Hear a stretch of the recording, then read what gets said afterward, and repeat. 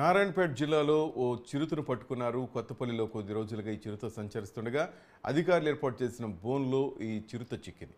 కొన్ని వారాలుగా పశువులను చంపుతోంది ఈ చిరుతను ప్రజెంట్ సురక్షిత ప్రాంతానికి తరలిస్తున్నారు అధికారులు.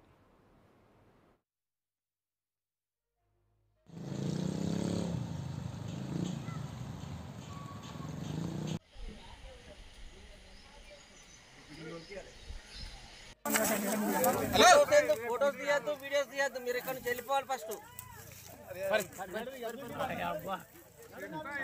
చిన్న పిల్లదాన్ని హెలికాప్టర్ మళ్ళీ